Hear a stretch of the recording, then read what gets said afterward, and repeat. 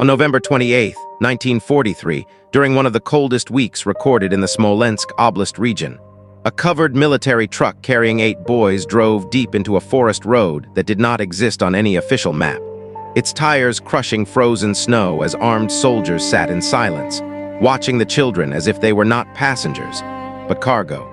Inside that truck, none of the boys spoke, not because they were told to stay quiet, but because each of them understood, in their own way, that whatever waited at the end of that road would change their lives permanently, and possibly end them sooner than they could imagine. Among them sat Artyom Sokolov, a thin 13-year-old boy from a small village destroyed earlier that year, his face still marked with traces of ash and dirt that no amount of cold air could wash away, his eyes fixed on the wooden floor as if looking up would somehow make everything more real.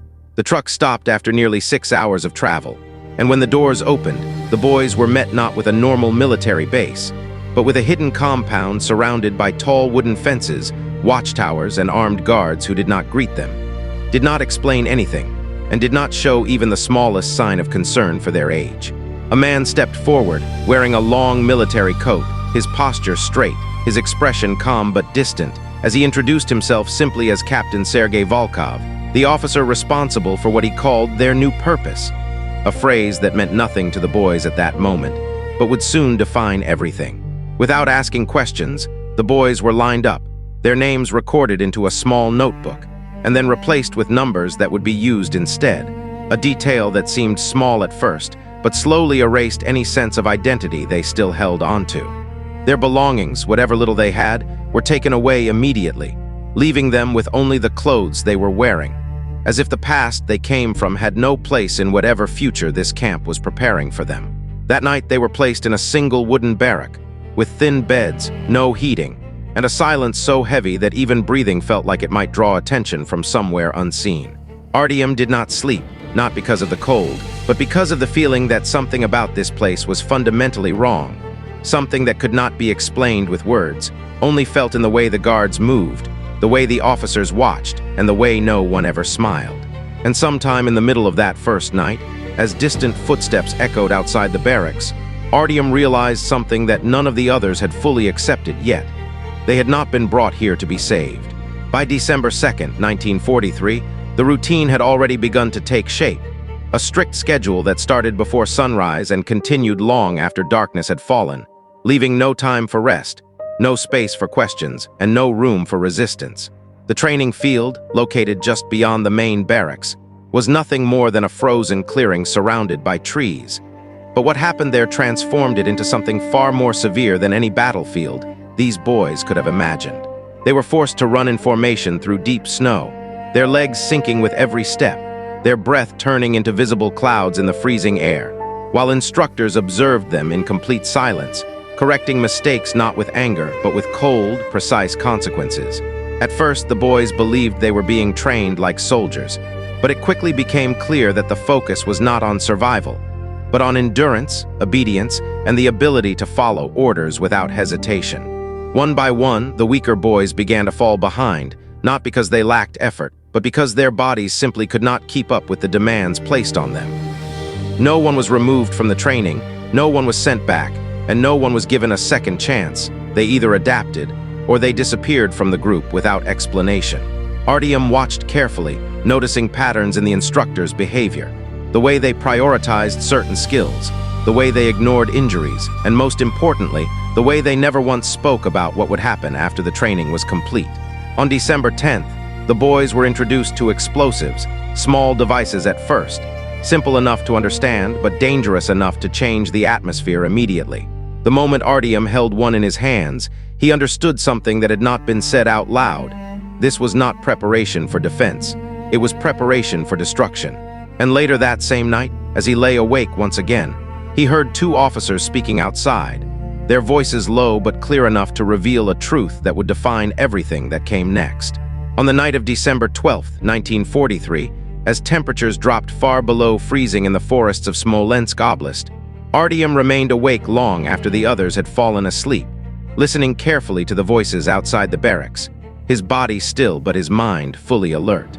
2 officers stood near the command post, their silhouettes barely visible through the thin wooden wall. speaking in low, controlled voices about an upcoming operation scheduled for early January. At first, the words seemed unclear, fragmented pieces of a conversation that could have meant anything. But then one phrase cut through the silence with absolute clarity. "They won't be coming back." Artyom's breathing slowed as he leaned closer, careful not to make a sound, every instinct telling him that what he was about to hear was not meant for anyone else. The officers continued, discussing routes, timing, and targets, referring to the boys not by name, but as units assigned to specific objectives deep behind enemy-controlled territory. There was no mention of extraction, no discussion of rescue, only instructions on how to ensure the mission would succeed, regardless of what happened to those carrying it out. In that moment, everything became clear to Artyom. The training, the isolation, the silence, all of it had been leading to a single purpose. They were not being trained to fight as soldiers. They were being prepared to disappear. And once the mission began, no one would be coming back to tell what had really happened.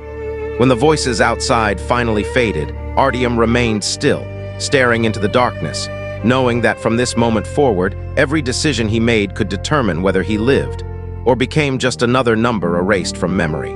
On December 14th, during the early morning drills, Artyom began observing the camp more carefully than ever before, paying attention not just to the training itself, but to the movements of the guards, the placement of the watchtowers, and the timing of patrol shifts. He noticed that every 2 hours, the guards rotated positions, leaving a brief window where visibility around the eastern fence line was slightly reduced. It was a small detail, almost insignificant on its own, but in a place where every second was controlled, even a few moments of weakness could become an opportunity. That night, he spoke quietly to Misha, a 12-year-old boy who had arrived at the camp just days after him, testing whether he had noticed the same patterns. At first, Misha refused to believe him, his fear stronger than his curiosity. But when Artyom explained what he had heard from the officers, the doubt in his eyes slowly turned into something else.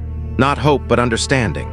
Over the next several days, Artyom carefully shared what he knew with a small group of boys he believed could be trusted, choosing them not by strength, but by the way they observed, the way they thought. Some refused to listen, unwilling to accept the reality that they had already begun to suspect, while others agreed silently, knowing that doing nothing was no longer an option. The group remained small, no more than 5 boys, because in a place like this, trust was more dangerous than fear.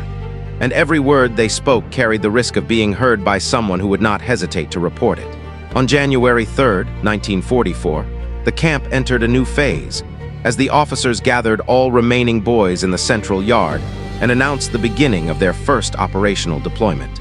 Captain Volkov spoke clearly and without emotion, explaining that they would be divided into small groups and sent across enemy lines to carry out sabotage missions targeting railway systems and supply routes.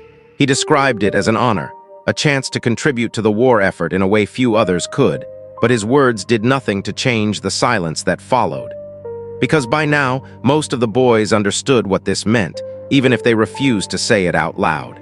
That same evening, the first group was selected, their names replaced by numbers as they were handed explosives and given final instructions. Artyom watched as they left the camp under heavy guard, disappearing into the darkness beyond the trees, their figures slowly fading until nothing remained but silence.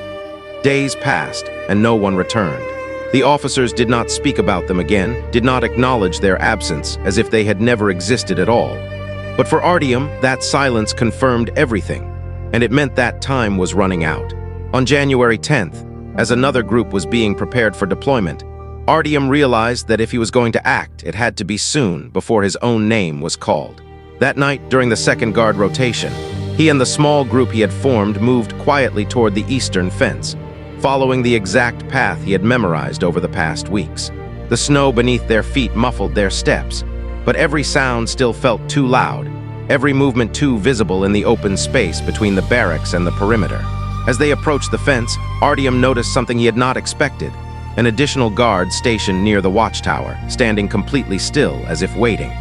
For a moment, everything stopped, the plan hanging by a thread as the boys froze in place, unsure whether to move forward or retreat.